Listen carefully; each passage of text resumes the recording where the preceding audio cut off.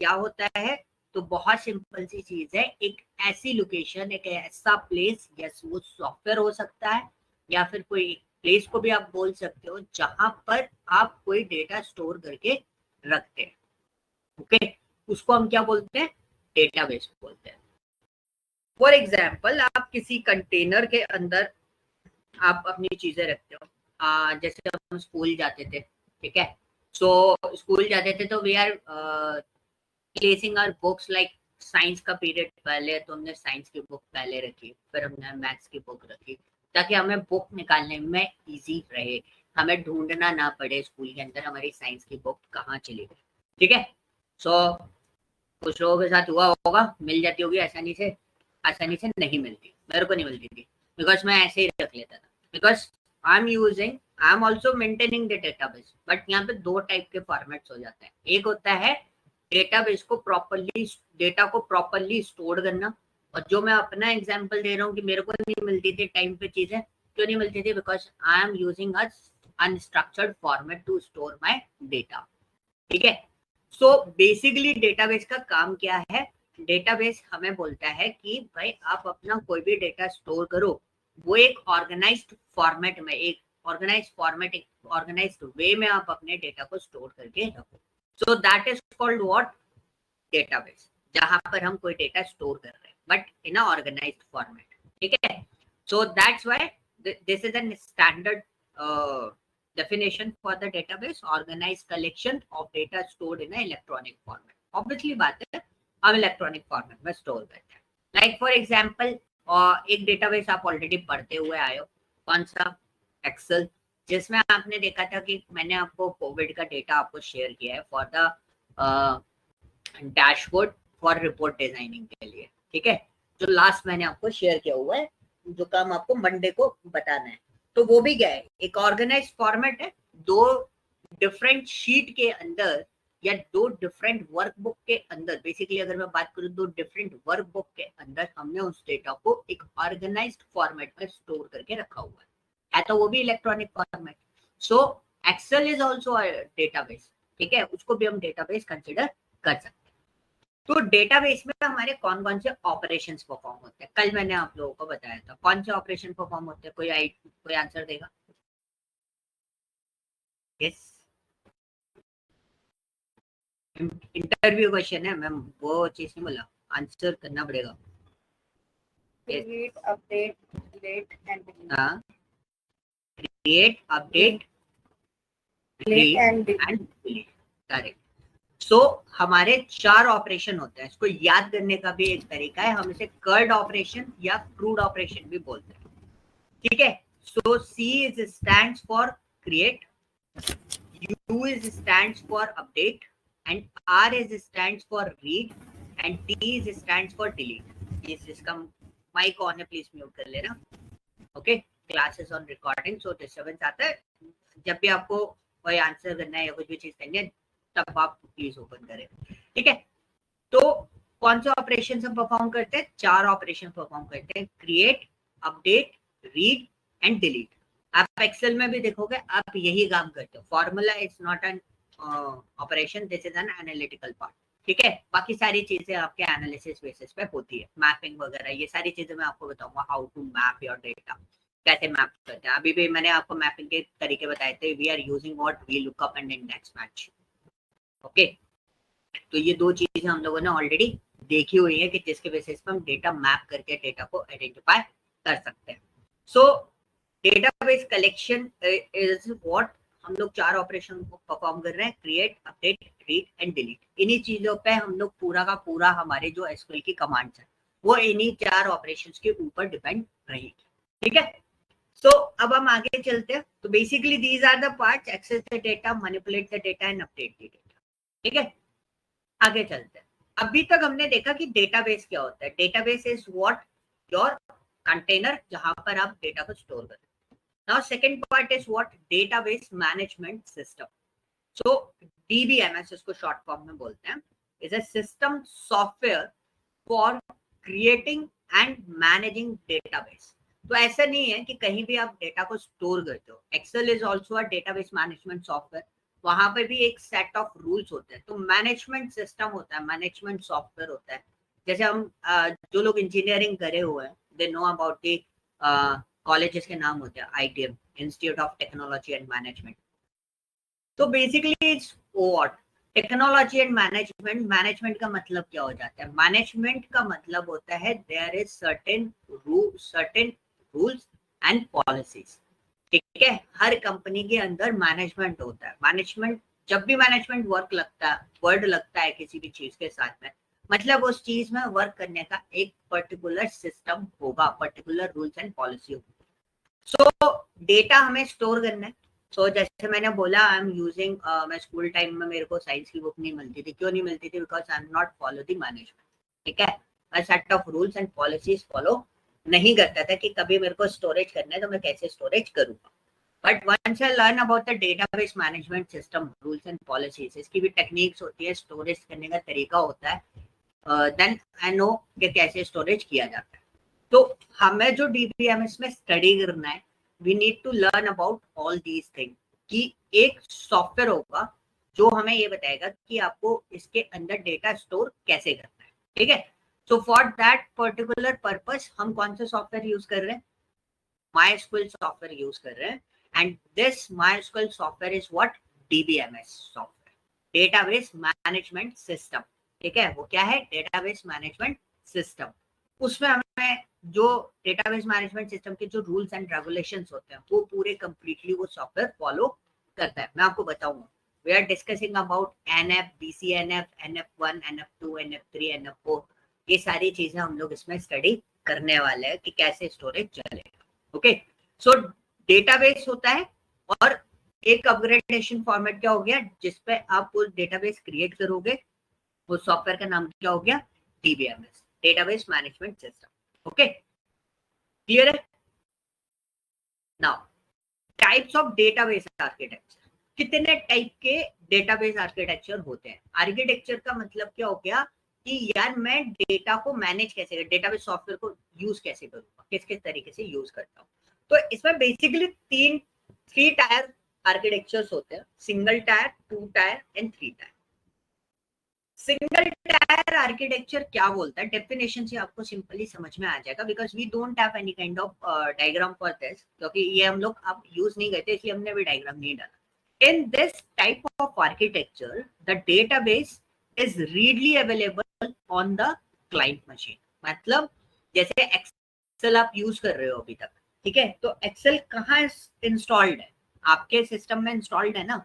मैं एक्सेल को एक्सेस नहीं कर सकता कहीं भी रिमोट लोकेशन से।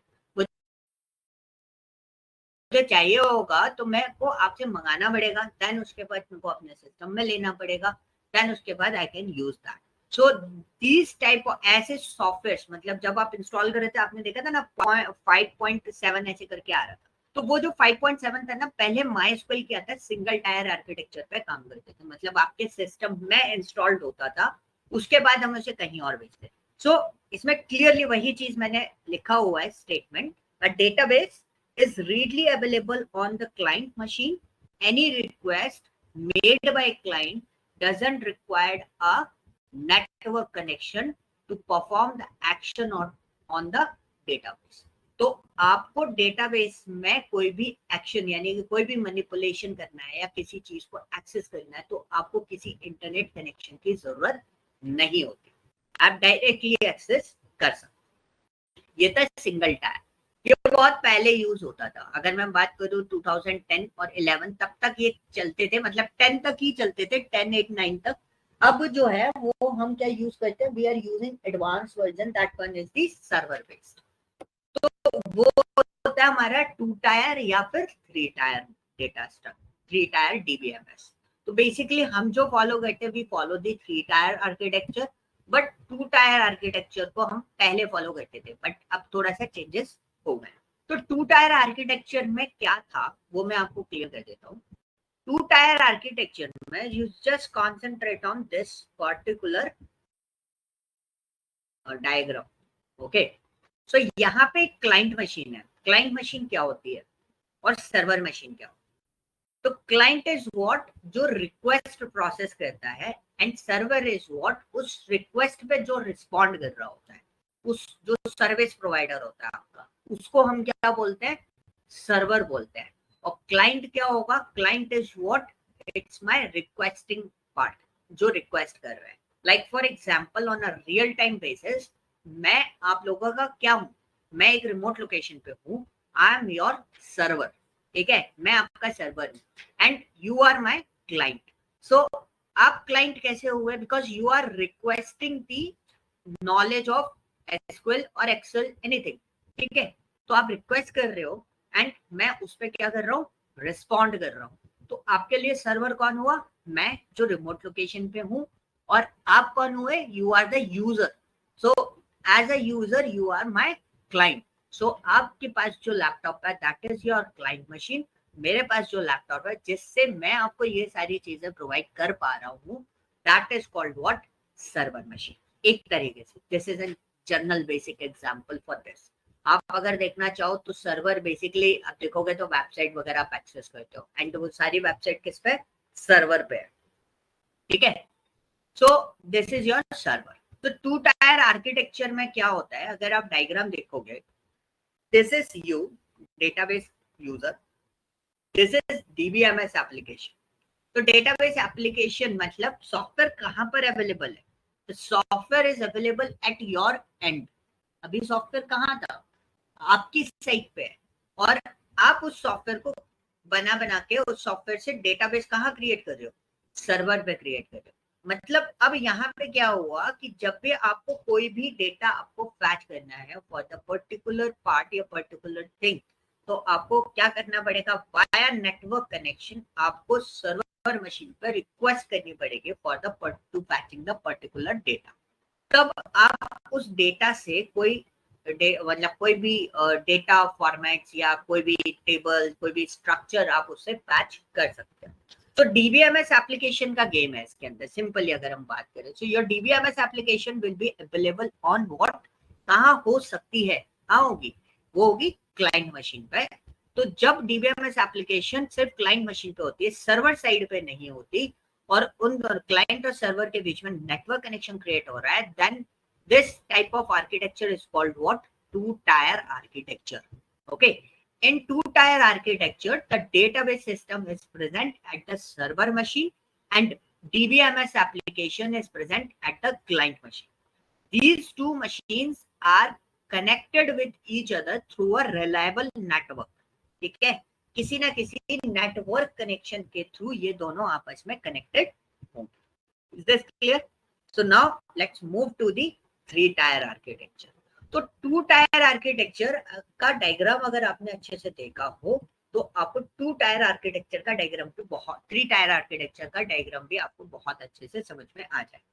तो छोटी सी चीज है इसमें, बस ये वाला जो पार्ट है, कौन सा, सर्वर डीबीएमएस एप्लीकेशन, ये आपका अटैच हुआ है।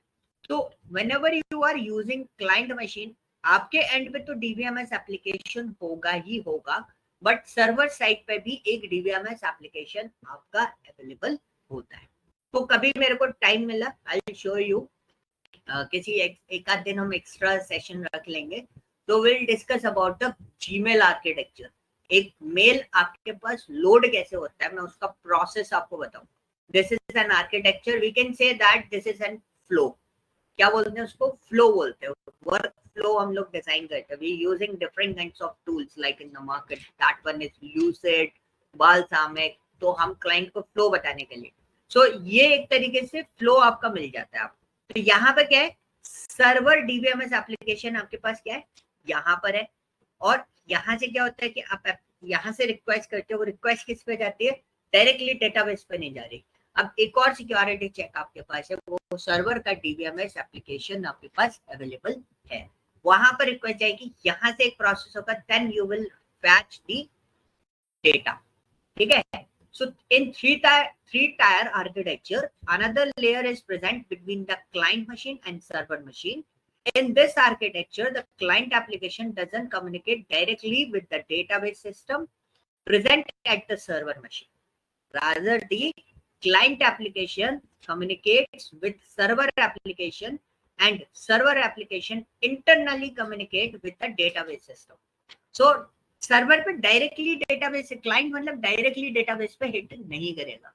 सर्वर क्या करेगा पहले, क्लाइंट जो है वो डायरेक्टली सर्वर डेटाबेस पे हिट नहीं करेगा, क्या करेगा वो हिट करेगा किस पे, सर्वर के डीबीएमएस एप्लीकेशन पे। once server DBMS application proceed with the database system, तब वो database system से connected होता है। फॉर एग्जाम्पल एक तरीके से हम बात करें, अब तो आप मेरे से डायरेक्टली कम्युनिकेट कर सकते हो, but whenever some new candidate या न्यू कोई पर्सन आता है तो वो डायरेक्टली मुझे हिट नहीं करता, वो मुझे किसके थ्रू हिट करेगा, विनीत सर के थ्रू मेरे को हिट करता है। So this is called as what, कि एक सर्वर डीबीएमएस और है, मैं एक डेटाबेस हो गया, और बीच में एक पर्सन क्या हो गया, विनीत सर क्या हो गए, सर्वर डीबीएमएस हो गए, and you are requesting to the server DBMS and the server DBMS fetching the complete detail from me. So this is called what, 3-tier architecture. Okay, this is इसको हम क्या बोलते हैं, 3-tier architecture. But 3-tier और 2-tier में the common part is what, network connection is very important. Okay, अब जो मैं आपको जितना भी आपको MySQL पे काम करवाऊंगा, we are following what, 3-tier architecture. हम 3-tier आर्किटेक्चर पे काम करते हैं। वहां पर हमारे पास लोकल होस्ट सर्वर रहेगा। मैं आपको सर्वर अभी दिखाया था लास्ट क्लास में मैंने आपको, तो लोकल होस्ट सर्वर हमारे पास अवेलेबल रहता है। उसका बहुत ज्यादा इंपॉर्टेंट है, इंपॉर्टेंस बहुत ज्यादा है, बिकॉज जब मैं एक large amount 40 lakh 50 lakh data process करूंगा तो मैं पाइथन के साथ में आपको प्रोसेस करके बता दूंगा, बिकॉज मैं डेटाबेस पे प्रोसेस नहीं कर सकता हूँ। क्योंकि डेटाबेस पे प्रोसेस करूंगा तो सर्वर पे इंटरनेट कनेक्शन की वजह से क्या हो सकता है, उसको क्वेरी रन आउट हो सकती है। तो हम लोग पाइथन के साथ में इंटरेक्ट करके उन डेटा को पैच कर लेते हैं। इंटरनेट स्लो भी हुआ तो भी हम पैच कर लेंगे। और जब हमें छोटे मोटे डेटा पार्ट होंगे ना, वो मैं आपको एक्सेल के साथ, पावर बीआई के साथ क्वेरीज पैच करके मैं आपको बता दूंगा कि पर्टिकुलर यही डेटा निकालना और कुछ निकालना ही नहीं है। तो वो सारी चीजें हम लोग इसमें करके देखेंगे। तो सारी चीजें मैं आपको सर्वर बेस पर दिखाऊंगा। ओके, इतना पार्ट क्लियर हुआ। अब हम आगे चलते हैं। तो ये था एक छोटा सा पार्ट, छोटा पार्ट यानी कि मैंने एक समरी, एक ओवरव्यू आपको दिया है कि डेटाबेस डीबीएमएस सिस्टम में क्या क्या चीजें होती है। ओके, बट जो हमारा पूरा कंप्लीट थ्योरी चलेगा, थ्योरी इन द सेंस, इसमें थ्योरी भी बहुत है और प्रैक्टिकल भी बहुत है। पहले मैं आपको बता देता हूँ, तो थ्योरी का एक अपना बहुत ज्यादा इंपॉर्टेंस है, क्योंकि जब डेटाबेस डीबीएमएस में जब क्वेश्चन होते हैं, या मैं बोलूँ सिक्वल पे जब क्वेश्चन होते हैं इंटरव्यू में, तो थ्योरेटिकल क्वेश्चंस बहुत ज्यादा पुटअप करे जाते हैं।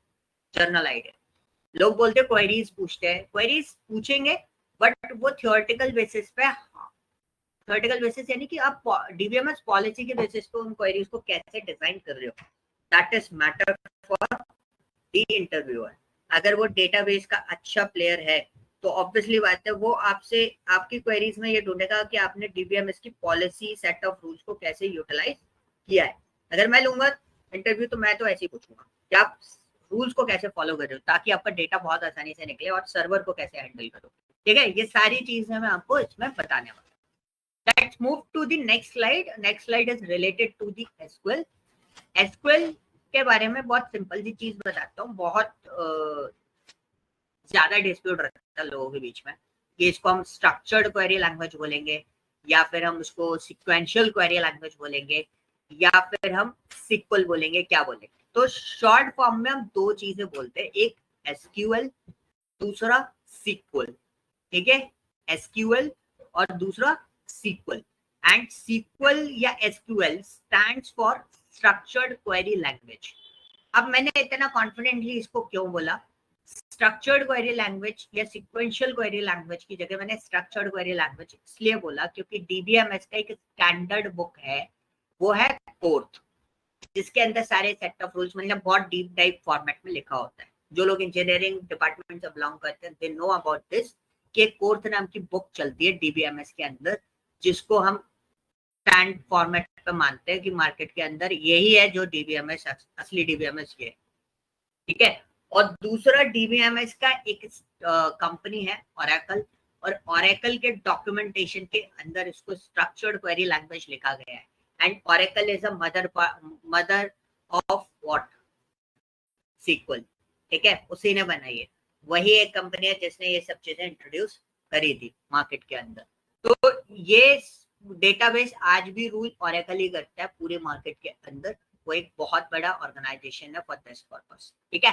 तो सब जगह स्ट्रक्चर्ड क्वेरी लैंग्वेज लिखा हुआ है, that's why I am using this particular full form in my slides, okay, which is a standard language for accessing and manipulating database। तो डेटाबेस में जितने भी ऑपरेशंस आपको परफॉर्म करने हैं वो सारे ऑपरेशन आप किसके बेस पे परफॉर्म करोगे? सीक्वल के बेसिस पे हम लोग परफॉर्म करेंगे, ठीक है। जब भी आपको डीबीएमएस में इंटरेक्ट करना है तो you need to use what? SQL to work on database management system, okay. अब सीक्वल को बेसिकली 4 पार्ट में मैंने डिवाइड किया है, लेकिन officially it's divided into 4 parts, 4 to 5 parts. वो भी मैं आपको बताऊंगा। मेरा जो पीडीएफ स्टैंडर्ड डॉक्यूमेंटेशन जो मैं यूज करता हूँ पढ़ाने के लिए उसके अंदर लिखा हुआ है, बट मैंने इसको इसलिए करा because we are belong to the data part, ठीक है। हमारा मोस्टली जो रहेगा वो हमें डेटा फैचिंग पे ज्यादा कॉन्सेंट्रेट करना होता है। डेटा फैचिंग की अगर मैं बात करूं मतलब आपको रिट्रीविंग पे ज्यादा पार्ट करना पड़ेगा। क्वेश्चंस आपके डिमांड्स, क्वेश्चन, सारी चीजें आपकी उसी बेसिस पे आती है। तो टाइप्स ऑफ एसक्यूएल कमांड्स ये मैंने 4 पार्ट में डिवाइड करी, बहुत आसान है, बहुत आसानी से समझ में आ जाए। तो एक होता है DDL. DDL is basically stand for data definition language, यानी कि मैं बात कर रहा हूँ इस वाले पार्ट की जिस पर रेड डॉट आपको दिखाई दे, नहीं दिखा? ये वाला है, ठीक है। सो इसमें बेसिकली 3 कमांड्स बहुत इंपॉर्टेंट होती है, क्रिएट, ऑल्टर एंड ड्रॉप, ठीक है। बट इसमें कॉन्सेप्ट भी अवेलेबल है, कंस्ट्रेंट के कॉन्सेप्ट्स रहते हैं, वो थोड़े से कॉम्प्लिकेटेड यानी थोड़े से चैलेंजिंग हो जाते हैं हर किसी के लिए, okay. Next part is what? Data manipulation language. What is data manipulation? Manipulation is related to the, एक होता है टेबल का स्ट्रक्चर क्रिएट करना, कि मैंने आपको एक्सेल में बोला एक शीट का एक पूरा स्ट्रक्चर क्रिएट करके दे दो, उसके अंदर क्या क्या डेटा आएगा। और एक होता है डेटा मैनिपुलेशन लैंग्वेज। मैनिपुलेशन मतलब जब हम एक्चुअल डेटा में कोई चेंजेस कर रहे हैं, ठीक है। वो DDL is stands for structured part and DML is stands for data part. तो डेटा में आप कुछ भी चेंज कर रहे हो, उसका डेटा टाइप चेंज कर रहे हो, उसके वैल्यूज में कुछ मॉडिफिकेशंस कर रहे हो, उसका स्ट्रक्चर चेंज कर रहे हो, या उसका कोई नया डेटा आप उसमें इंसर्ट कर रहे हो, या फिर कोई डेटा आप पर्टिकुलर डिलीट कर रहे हो, these are parts consider in the what? Data manipulation language. अब मैंने एक और पार्ट यहाँ पे डिजाइन कर दिया था, डेटा क्वेरी लैंग्वेज, बिकॉज मेरे को भी ऐसा लगा और मैंने किसी वेबसाइट पे भी ऐसा देखा था कि डेटा क्वेरी लैंग्वेज में उन्होंने डिवाइड कर रखा है। तो मैंने उनका थ्योरी और उनका कॉन्सेप्ट समझा, और उनका कॉन्सेप्ट मुझे बहुत जेन्युइन लगा कि सिलेक्ट एक ऐसा कीवर्ड होता है, एक ऐसा क्वेरी सेक्शन होता है जिससे हम किसी भी डेटा को क्वेरी करते हैं। पर्टिकुलर जैसे मैंने बोला किसी पर्सन को, सिमरन को बोला, सिमरन अपना डैशबोर्ड जो है, आपका जो डैशबोर्ड है वो मेरे को डिस्प्ले करो। This is what my query to the Simran, ठीक है। So this is called what? Data query language. So जितना भी आपका जो सबसे ज्यादा इंपॉर्टेंट सेक्शन होगा वो ये वाला पार्ट होगा, डेटा क्वेरी लैंग्वेज वाला, ठीक है। जिसमें सिलेक्ट बेसिकली डेटा मैनिपुलेशन के अंदर आता है as per the DBMS, but मैंने इसको थोड़ा सा अलग कर रखा है तो आपका कंसंट्रेशन खींचने के लिए कि डेटा क्वेरी लैंग्वेज, यानी कि आपका सारा कंसंट्रेशन इस पर रहेगा, ओके। चाहे आप एक्सेल में डेटा को लोड कर रहे हो, चाहे आप पावर बीआई में लोड कर रहे हो, चाहे आप पाइथन में लोड कर रहे हो, दैट इज योर डिपेंडेंसी, आपको वहां पर इसको लोड करना पड़ेगा, okay. Last one is data control language. So जब हम डेटा स्ट्रक्चर की बात कर रहे हैं, मतलब डेटाबेस डिजाइन की बात कर रहे हैं, तो उस बेसिस पे we are working on it. तो उस बेसिस पे हम टीसीएल पे काम करते हैं, डेटा कंट्रोल लैंग्वेज। ऐसी एक और होता है टीसीएल, मैं बात कर लूंगा टीसीएल के बारे में, ट्रांजैक्शनल कंट्रोल लैंग्वेज, उस पर भी हम बात करेंगे, और टीसीएल के बारे में हम बेसिक नॉलेज ले लेंगे। ताकि कई बार क्या होता है ना कि आप कंपनी में काम करने के लिए गए थे, आप डेटा एनालिस्ट का इंटरव्यू देने के लिए आपसे वो डीबीए का काम भी करवा लेते हैं, ठीक है। सो उस पॉइंट ऑफ व्यू के लिए आपको प्रॉपरली प्रिपेयर रहना पड़ेगा, ठीक है। सो ये चीज क्लियर हुई? कोई डाउट किसी को इस वाले पार्ट में? इसके आगे कुछ नहीं है, थैंक यू है। तो कोई डाउट है किसी को? yes. हाँ जी, तो अपने लास्ट वाले पे क्या बोला था, आप दोबारा बोलेंगे क्या? Which one? लैंग्वेजेस के बारे में? लास्ट स्लाइड जो थी उसका 4th वाला point. Data control language. Yes sir. Data control language actually क्या होता है, इसके बारे में अगर हम सिंपली बात करें, जैसे आप कोई डेटा स्ट्रक्चर या डेटाबेस आप डिजाइन कर रहे हो, ठीक है, जैसे आप कोई डेटा स्ट्रक्चर या डेटाबेस आप कोई डिजाइन कर रहे हो, तो डेटा कंट्रोल लैंग्वेज क्या कहता है कि आप, this is kind of privileges type. Privileges type यानी कि I just set a access to you कि ये डेटा एक्चुअली सिमरन को एक्सेस में रहेगा और ये डेटा सिमरन को एक्सेस में नहीं रहेगा।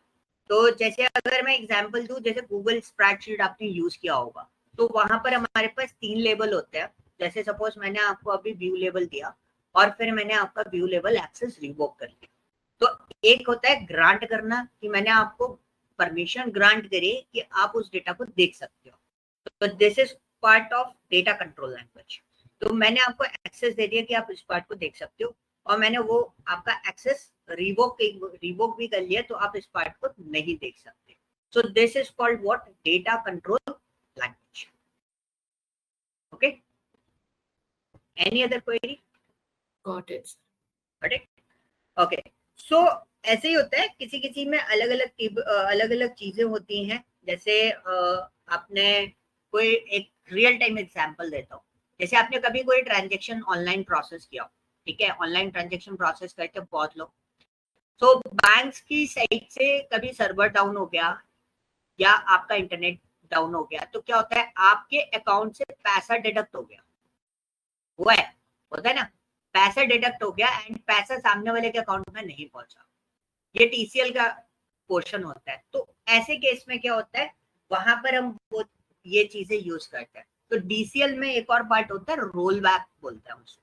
रोल बैक मतलब मेरा ट्रांजेक्शन प्रोसेस हुआ, वो 48 घंटे तक मेरा प्रोसेसिंग में रहेगा, मतलब 2 दिन तक, 48 आवर्स का टाइम पीरियड रहता है।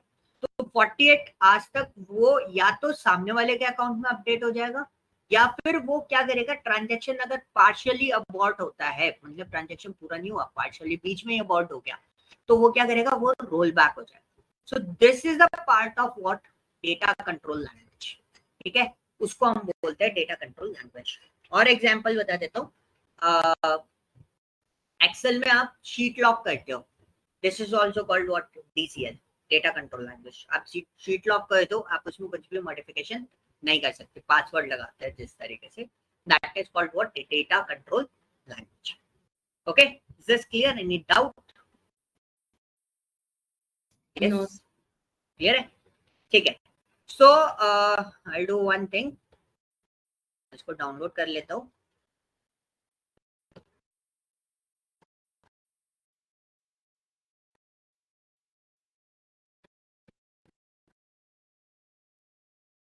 ठीक है, ये मैं आपको शेयर कर दूंगा जिससे आप लोग इससे पढ़ सको। Okay, now let's move to the some important section. Important section in the sense, अभी तक तो देखो, अभी हमने थ्योरी पढ़ी है, तो ज्यादा बोर नहीं करूंगा, थोड़ा सा प्रैक्टिकल अप्रोच भी हम लोग लेके चलते हैं। अभी हमने बेसिक फॉर्मेट हमने ले लिया, तो हम सबसे पहले वर्कबेंच स्टार्ट करेंगे। आज मैं थोड़ा सा काम आपको सिखाऊंगा कि हम किस तरीके से वर्कआउट करते हैं। सो दिस इज माय वर्कबेंच। अब वर्कबेंच में मुझे कौन सा डेटा चाहिए, मेरे को चाहिए डीएस लॉक, डीएस 9 o'clock। तो बेसिकली देखो, मेरे को यहाँ पे क्लिक हो गया था फिल्टर कनेक्शन पर। फिल्टर कनेक्शन पे एक्चुअली क्या हुआ, मेरे पास कनेक्शन आ रहे हैं, so I can use what? DS, मैंने उस पर लिखा। तो कई बार क्या होता है ना, बहुत सारे डेटाबेसेस आपके पास अवेलेबल होते हैं। जैसे हम लोग कंपनीज में वर्कआउट करते हैं, तो we don't have any single connection, मेरे पास मल्टीपल कनेक्शंस होते हैं, और मुझे अलग अलग डेटा सेट्स पे काम करना होता है, बहुत सारे प्रोजेक्ट्स पे काम करना होता है, तो हमें ढूंढने में दिक्कत होती है। तो we are using this particular section, हम लोग इसका यूज करते हैं। तो मैं स्क्रॉल डाउन ऐसे ऐसे करके देखूंगा तो बहुत टिपिकल हो जाएगा। तो मैं डीएस मैंने ऐसे डाला और मैंने इसको एक्सेस में ले लिया। Once I click on this, so this is the ये जो एक्सेस होता है ना, तो वो एक डीबीए वाला बंदा होता है कंपनी के अंदर, या डीए वाला बंदा बोलते हैं, डेटा आर्किटेक्ट भी बोलते हैं उसको, और डेटाबेस एडमिनिस्ट्रेटर भी बोलते हैं, डीबीए। ठीक है, उस बंदे के पास होता है एक्सेस, तो आपको लेना पड़ता है उसको रिक्वेस्ट करके कि भाई मुझे इस डेटाबेस का एक्सेस दे दो या इस सर्वर का एक्सेस दे दो, तब वो आपको 2-3 चीजें देगा। ठीक है, समझना क्या क्या चीजें वो देता है। मैं रियल टाइम फेज की बात कर रहा हूँ, और मैं आपको रियल टाइम थोड़ा सा दिखा भी दूंगा हल्का सा कि कौन सा होता है, बट वो थोड़ी देर के लिए आपको शो करूंगा। सो एक तो वो आपको देगा सर्वर, ठीक है, सर्वर का नेम, जैसे ये सर्विस का नेम आ रहा है मेरे पास, वो ऐसे एक लिंक देगा आपको पूरा कि इस पर्टिकुलर जगह से हम डेटाबेस को बना रहे हैं। और दूसरा देगा वो आपको यूजर, तो यूजर हो सकता है आपके नाम से भी बना दे। सपोज मैंने डाल दिया विशाल यादव, vishal.yadav@google.com, तो एक मेरा सर्वर एक्सेस हो गया कि मैं यहाँ से ये मेरी ऑफिशियल आईडी हो गई। और उसके साथ में वो मुझे देगा एक कॉम्प्लिकेटेड सा पासवर्ड इसलिए बोला बहुत कॉम्प्लिकेटेड बना के देते हैं मुझे। ठीक है, बड़ा सा एक पासवर्ड देंगे कॉम्प्लिकेटेड सा, तो वो पासवर्ड आपको डालना पड़ता है। कनेक्शंस आपको दे दिया जाएगा, तो कनेक्शंस आपको कैसे क्रिएट करते हैं कनेक्शंस मैं आपको बता देता हूँ। फर्स्ट स्टेप से हम लोग लेके चलते हैं, इसको हटाते हैं, ये हमारे पार्ट है। ठीक है, सो एक काम करते हैं, इस कनेक्शन को हम कर देते हैं डिलीट। पे जाते हैं ओपन कनेक्शन,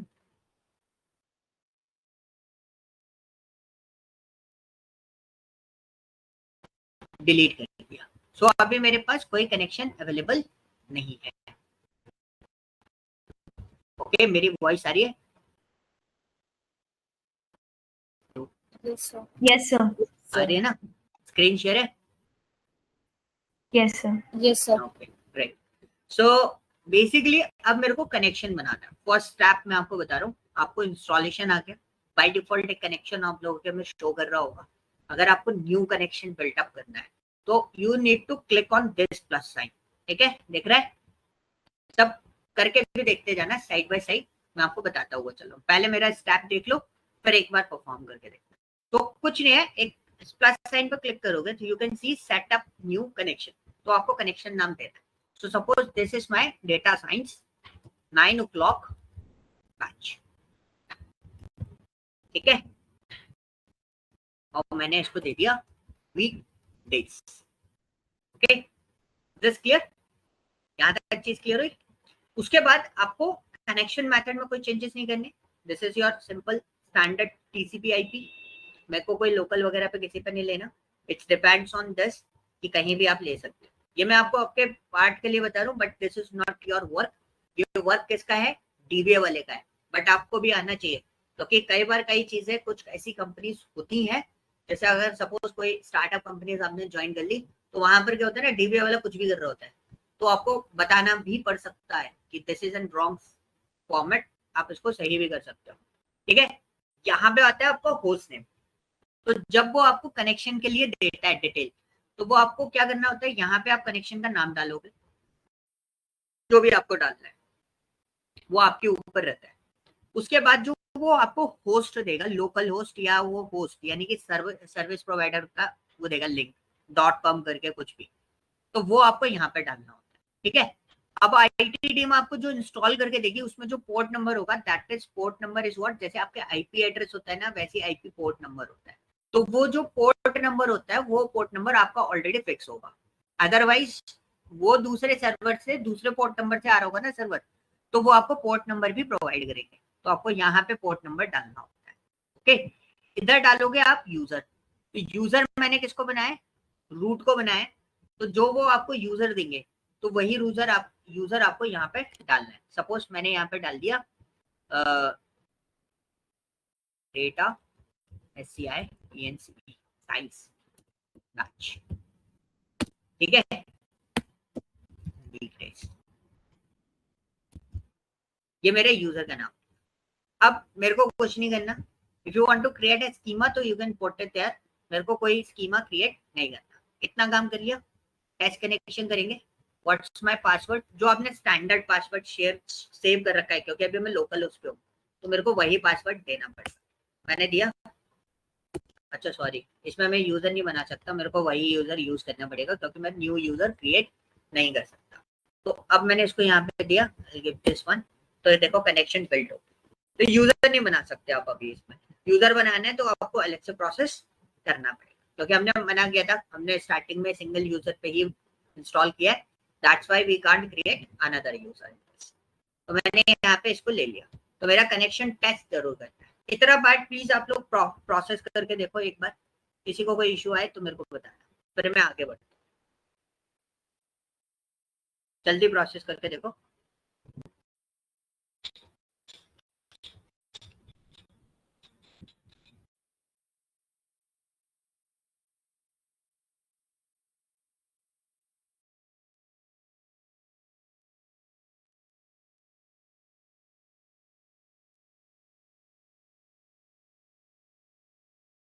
ठीक है, मैं एरर है या किसी में टेस्ट कनेक्शन पास नहीं हो रहा हो तो प्लीज वो हैंड राइज करे, और जिसका जिसका डन हो जाए वो प्लीज चैट में लिख दे डन।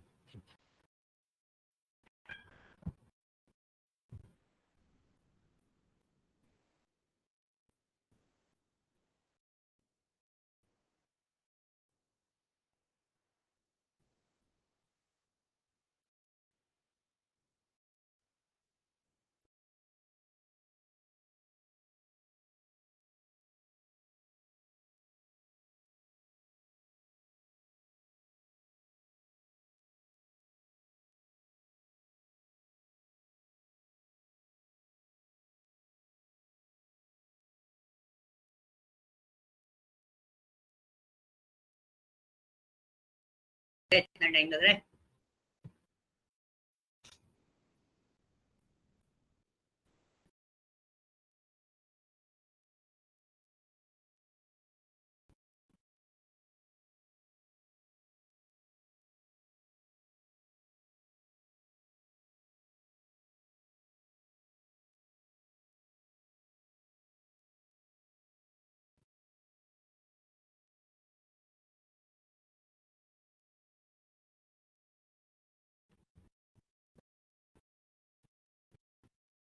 ओके ठीक है आशीष, आपका हो गया।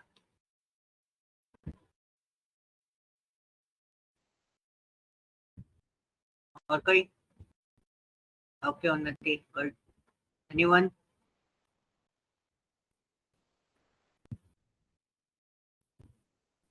Sumit, good good.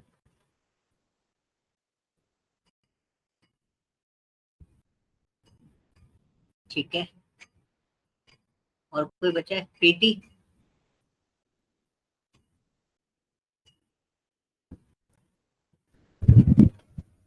सर एक सेकंड कर रही हूँ। ओके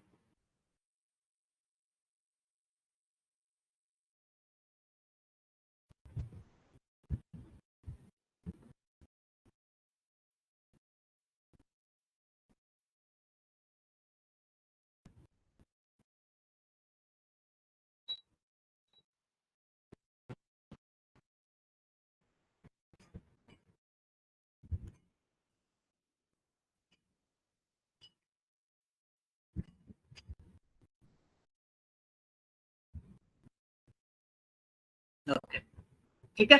कनेक्शन में एक दो कनेक्शन और बना के देख लेना। If you want to delete the particular connection तो आप क्या कर सकते हो, जैसे मैंने ये कनेक्शन बनाया था, I look at this one.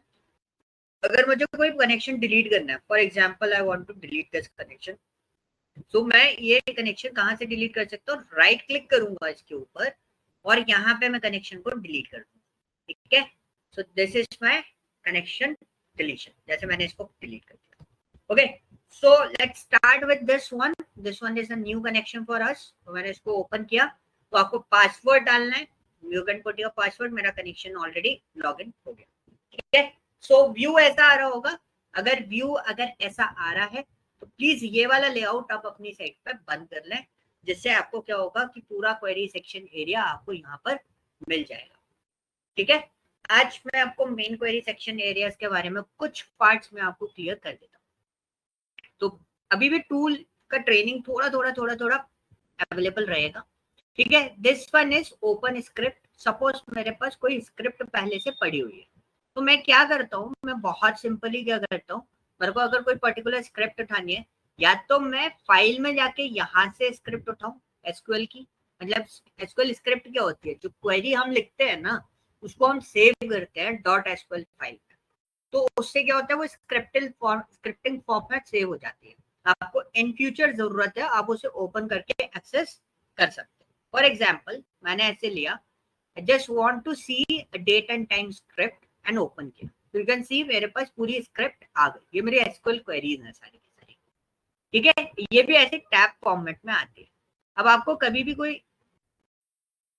Sequel की स्क्रिप्ट आपको सेव करनी है तो you can use this one, आप सेव करो, जैसे ये पार्ट आ गया, तो देखो इसका फाइल एक्सटेंशन क्या है, .sql है, तो यहाँ से आप इसको सेव कर सकते हो। ओके, अब ये दो इलेक्ट्रिक साइन मिल रहे हैं, तो ये क्या होते हैं, शॉक वाले होते हैं। शॉक वाले इन the sense, suppose for example मैंने एक डेटाबेस एक्सेस करने के लिए कमांड लिखी, अभी कमांड पे कॉन्सेंट्रेट मत करना, मैं आपको सिंपली बताता हूँ। जैसे मैंने एक कमांड लिखी यूज वर्ल्ड, ऐसे मेरे डेटाबेस एक्सेस में आएगा और वर्ल्ड नाम का डेटाबेस का है, ये रहा मेरा वर्ल्ड नाम का डेटाबेस। अब मुझे इसका एक्सेस करना है, तो दो तरीके हैं, एक जिधर कर्सर है, जिस क्वेरी के ऊपर कर्सर ब्लिंक कर रहा है, मैंने सेमीकोलन लगाया, स्टैंडर्ड्स में आपको बता दूंगा कैसे राइट करनी होती है, सिंटैक्स वगैरह सारी चीज, और आसान है, कोई कॉम्प्लिकेटेड नहीं है, आराम से समझ जाओ। तो यहाँ पे लिखा है यूज वर्ल्ड और सेमीकोलन, तो अगर जिस क्वेरी के सेमीकोलन या जिस क्वेरी के ऊपर आपका कर्सर ब्लिंक कर रहा है सिर्फ वही क्वेरी चले, तो आप किस पे क्लिक करोगे, ये जो इलेक्ट्रिक साइन दिख रहा है जिसमें एक आपको कर्सर दिखाई दे रहा हो, इस इलेक्ट्रिक साइन पे आप क्लिक करो। If you want to see, if you want to execute all queries, मतलब इस स्क्रिप्ट में मैंने दूसरा क्वेरी भी लिख दिया, शो टेबल्स, ठीक है,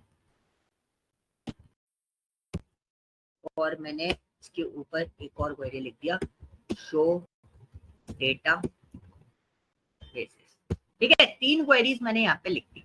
तो आप एक साथ मल्टीपल क्वेरीज भी लिख सकते हो, अभी मैंने ओपन करी थी इस तरीके से। अब मैंने क्या बोला था कि जिस क्वेरी पे कर्सर ब्लिंक कर रहा है सिर्फ वही क्वेरी चले, तो मैं क्या करूँ, इस पे क्लिक कर दूं, देखो अभी सिर्फ यही क्वेरी चली, तो क्या हुआ, सारे डेटाबेसेस मेरे को शो कर गए। अब आप चाहते हो कि सारी क्वेरीज चल जाए, तो आप किस पे क्लिक कर दो, इस पे क्लिक कर दो, तो देखो सारी क्वेरीज चल गई। पहला रिजल्ट ये आया, सारे डेटाबेसेस आपको दिख गए।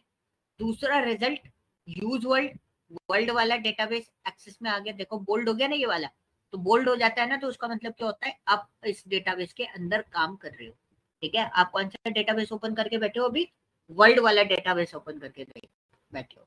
अब शो टेबल्स वाला डेटाबेस, शो टेबल्स वाला चला, तो देखो इस वर्ल्ड वाले डेटाबेस के अंदर यही तीन टेबल है, आप चाहो तो इस पर क्लिक करके देख सकते हो, सिटी, कंट्री, कंट्री लैंग्वेज, यही तीन टेबल्स आपको शो कर रही है।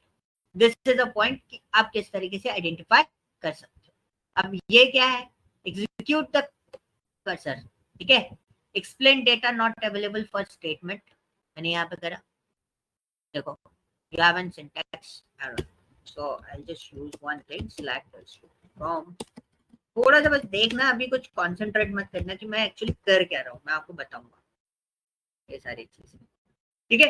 अब मेरे को देखना है कि एक्चुअली ये क्वेरी कैसे चली, इस क्वेरी का एग्जैक्टली मतलब क्या है, किस तरीके से एग्जीक्यूट हो रही है, कितना टाइम लग रहा है, कितना क्या हो रहा है। So this is a point कि हम इसको रन करेंगे, इसके भी बहुत सारे तरीके होते हैं। एग्जीक्यूशन प्लान क्या है, कैसे चला, देखो ये वाला पार्ट चला, रिजल्ट कुछ नहीं आएगा, रिजल्ट इज दिस वन, जो डेटा के अंदर है वो रिजल्ट आ जाएगा, बट मैंने क्या करा, मैंने एक्सप्लेन करवाया था उससे, तो क्वेरी तो एग्जीक्यूट हुई, तो उसने एक्सप्लेनेशन बताई कि आपने एक क्वेरी चलाई जिसका कॉस्टिंग मतलब 409 मिली सेकेंड्स में ये कॉस्ट आई है, मतलब इतना टाइम चला, 4000 समथिंग इसका डेटा आया है, और पूरी की पूरी टेबल आपके पास आई है, ठीक है, कितनी टेबल आई है, फुल एक्सेस आपके पास आया है, ठीक है, कौन सी वाली टेबल का, सिटी वाली टेबल का। So this is our what, execution plan, ठीक है।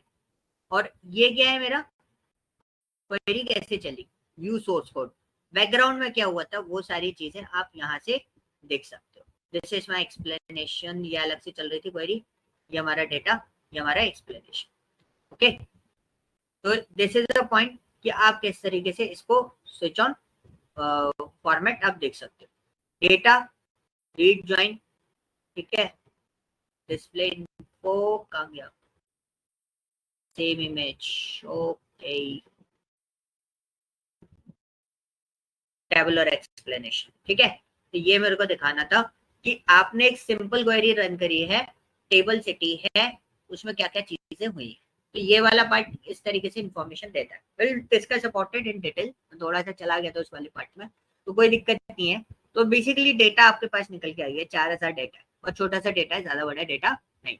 ओके, अब ये वाला पार्ट क्या होता है, जैसे कभी कभी क्या होता है ना, कोई क्वेरी चल रही होती है, बहुत लंबे टाइम तक क्वेरी चल जाती है। अभी तो मैं वैसे भी नहीं चला सकता जितनी देर में मैं उसको ये स्टॉप बटन होता है, अभी मेरे पास कोई ऐसा डेटा नहीं है कि जिसको स्टॉप करने में मुझे टाइम लगे। मैं सपोज इसको स्टॉप करने जाऊंगा तब तक तो वो क्वेरी एग्जीक्यूट हो जाएगी, इतना फास्टली एग्जीक्यूट होता है। तो आप यहाँ से क्वेरी को स्टॉप कर सकते हैं। And this one is what, कि क्वेरी को आप स्टॉप करके एग्जीक्यूट कर सकते हो, कौन से नंबर की क्वेरी आपको स्टॉप कर, ठीक है। ये करंट ट्रांजेक्शंस वगैरह के लिए है। And this one is toggle, ये होता है, ये इंपॉर्टेंट सेक्शन है। This one is limit options, तो आपको कितना डेटा निकालना है, 10, 50 रो, 100 रो, 200, 300, 400, 500, 1000, 2000, 50,000 तक का डेटा आप लिमिट लगा सकते हो। अगर आपका लिमिट नहीं लगाना चाहते, आप चाहते हो पूरा डेटा निकल के आए, you just click on what, don't limit, ठीक है। ये चीजें होती है। And this one is what, ये तो मैंने भी नहीं यूज किया कभी, ये स्निपेट होते हैं। स्निपेट्स क्या होते हैं, तो बेसिकली क्या होता है ना, ये मैंने ऐसे तो यूज नहीं किया, किसी और फॉर्मेट में यूज किया हुआ है। तो बेसिकली इसके अंदर स्निपेट कुछ इस तरीके से बन जाता है, ठीक है। Snippet is kind of bookmark वाला फॉर्मेट हो सकता है। बुकमार्क समझते हो, जैसे कोई चीज आपको बार बार यूटिलाइजेशन में आ रही है, तो you can use what, bookmark concept. तो मतलब ये स्निपेट वाला कॉन्सेप्ट हो जाता है, मैं इसको सेव करके रख सकता हूँ कि इन फ्यूचर अगर मुझे जरूरत पड़ी तो मैं इसको यूटिलाइज कर लूँ। ये कैंसिल कहाँ से होता है मेरे को भी नहीं पता इसके अंदर, तो लिख देते हैं, चलो this is my test and done. अब ये स्निपेट्स कहाँ से आएगा, यू कैन सी यहाँ पर, okay. So whenever you want to be any other things, यहाँ से आप पढ़ भी सकते हो, ये चीज होता है। स्निपेट वैसे मिलते तो यही है, मेरे को यहाँ पे तो नहीं मिला, लेट्स सी करंट स्टेटस, चलो ठीक है, कोई ना। So briefly reformat the queries. So suppose मेरा ये वाला क्वेरी है, I just want to be reformat. So basically होता है ना, बहुत ब्यूटिफिकेशंस होता है यार, क्वेरी मेरे को बहुत प्रॉपर्ली सेटअप हो जाए। फॉर एग्जांपल मैं आपके सामने एक बड़ी सी क्वेरी लिख देता हूँ। फॉर एग्जांपल मैंने क्या करा, इसको हटाते हैं, हम एक सिंपल बड़ी सी क्वेरी लिखते हैं, सिलेक्ट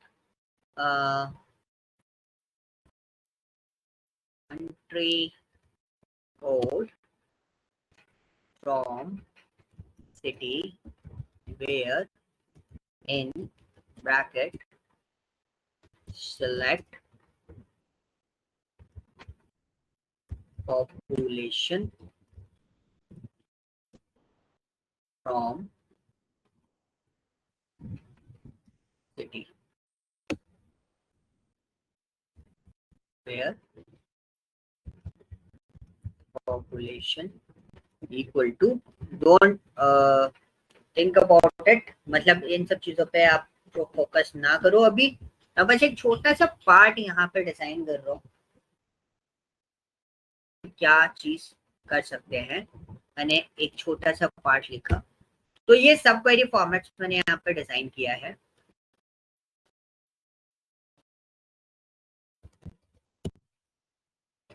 ठीक है, ये सब क्वेरी फॉर्मेट्स मैंने यहाँ पे डिजाइन किया। सो इसका रिजल्ट क्या होगा, result is what, AFG, Afghanistan की पॉपुलेशन वो मुझे पैच ऑफ करके दे रहा है। तो मेरे को इसका ब्यूटिफिकेशन चाहिए। So I just do one thing, मैंने इस पर क्लिक करा, मतलब क्वेरी को एक स्ट्रक्चर्ड फॉर्मेट में रिफॉर्म करना। तो आप देखोगे एक सिस्टमैटिक फॉर्मेट में ये क्वेरी अरेंज हो गई। Select country code from city where population in select population from city where population is this. तो ये होता है कि भाई आपने एक क्वेरी लिखी थी रफ फॉर्मेट में, अब वो क्वेरी कैसे हो गई, एक सिस्टमैटिक स्टेयरकेस फॉर्मेट में अरेंज होके आ गई। तो देखने में अच्छा लगता है, कोड देखने में अच्छा लगता है, this is a part of this. Okay, So this one is show anything whenever you want to find something, कोई queries में कुछ part आपको निकालना है तो you can use this one.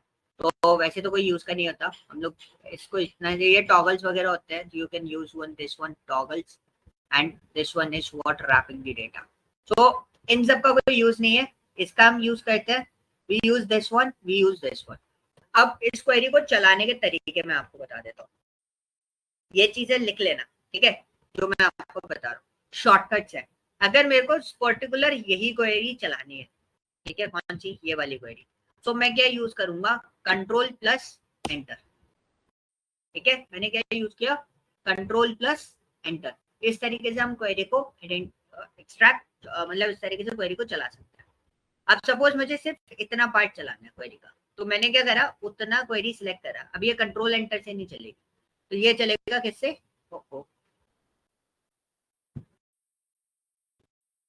Select करना पड़ेगा. अच्छा, सिलेक्शन हट गया.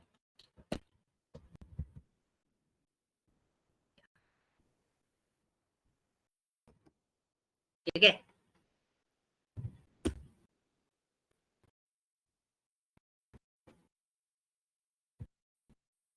ठीक है, ये आ गया 178. अच्छा, मैंने बोला ही नहीं, शॉर्टकट की तो बोली नहीं, सॉरी. शॉर्टकट की क्या है इसकी, शॉर्टकट की होती है शिफ्ट एंटर. मैं कंट्रोल एंटर बोला था पहले. कंट्रोल एंटर से क्या होता है, सिर्फ आपका ये डेटा निकल के आ जाएगा पर्टिकुलर वाला. तो ये पूरा डेटा, पूरी क्वेरी चला के देता है जिस क्वेरी पे कर्सर है. और मैंने कह रहा क्या, शिफ्ट एंटर. चला गया, जाना नहीं चाहिए था.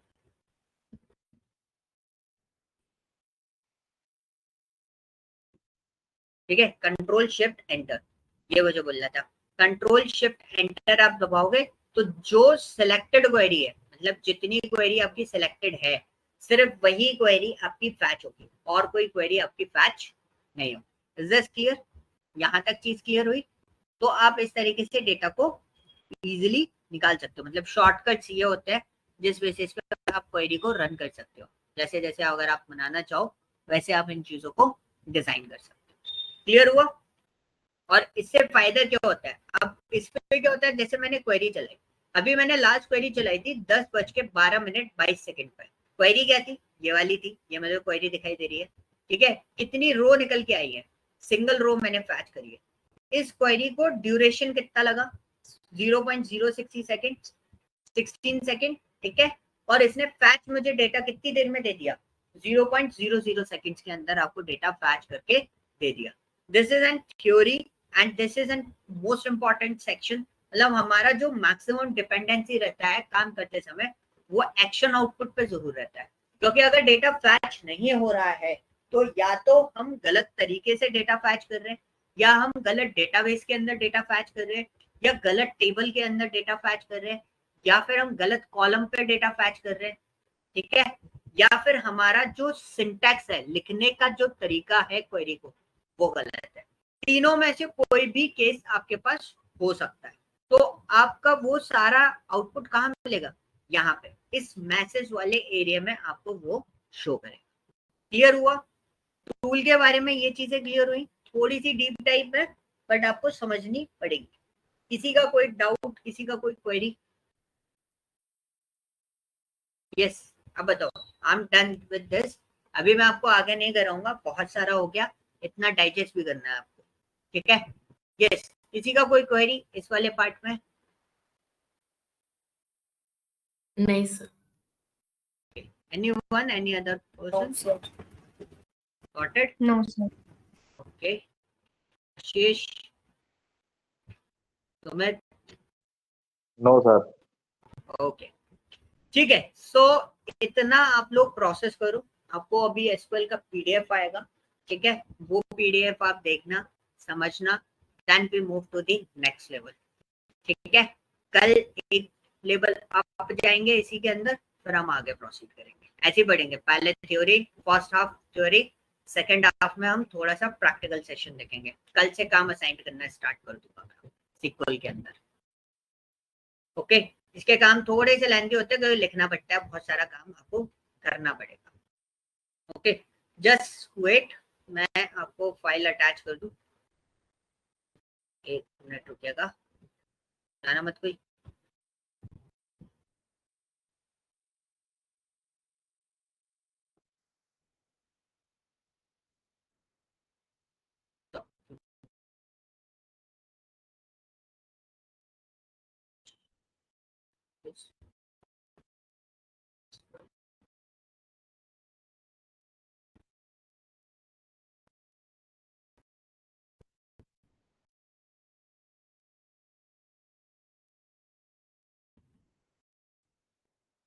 Okay done. तो मैंने आपको फाइल शेयर कर दी है, प्लीज आप लोग उन लोग उस फाइल को एक बार देखेगा, तो एक बार में चीजें इसके अंदर क्लियर नहीं हो पाएंगी, बहुत सारी चीजें आपको देखनी पड़ेंगी, ठीक है।